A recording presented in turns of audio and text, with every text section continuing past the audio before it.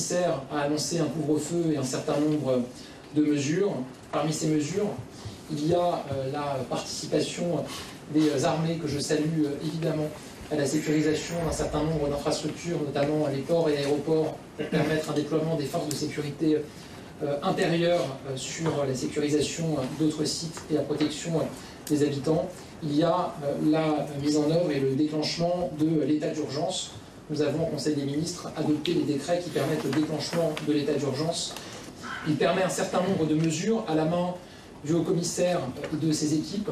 Je pense aux perquisitions administratives, je pense aux assignations à résidence, je pense aux interdictions de manifestations, notamment à l'obligation du dépôt des armes.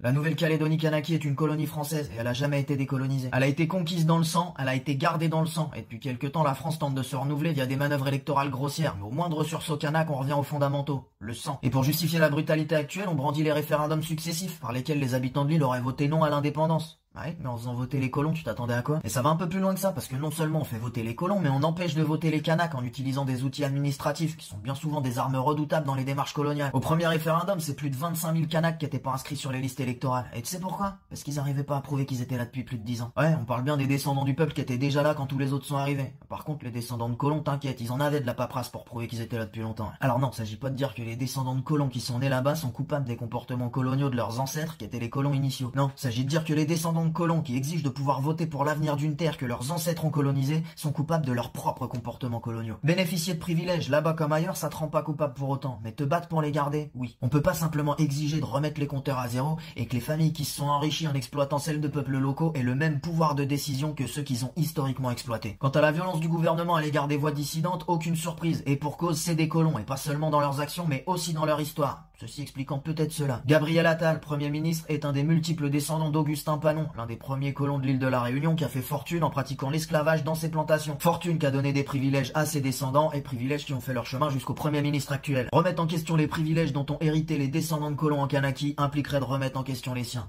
Ils tueront toutes les voix dissidentes des Kanaks avant de remettre en question quoi que ce soit qui pourrait leur coûter. Bref, le peuple kanak doit avoir le droit de renoncer à son indépendance si c'est ce qu'il souhaite. Manquerait plus qu'après les avoir détruits, on se barre en les laissant en plan sans leur demander leur avis. Et pourquoi pas en leur foutant une amende de barjo avant de partir comme on a fait en Haïti, non? Histoire de bien plomber leur développement, puis après on pourra fanfaronner que ah bah t'as vu quand même, ils avaient bien besoin de nous. Hein. Non, évidemment qu'il faut leur demander leur avis, mais on devrait pas pouvoir le faire en le mettant au même niveau que celui des gens qui ont volé leur terre. Pour finir, TikTok a été bloqué en Kanaki pour que le discours médiatique soit le seul qui arrive jusqu'à la métropole. Alors je t'invite à te faire le relais de tout ce qui va dans le sens de l'intérêt des Kanaks. Ne pas réagir, c'est ne pas remettre en question nos propres privilèges d'héritiers de la colonisation.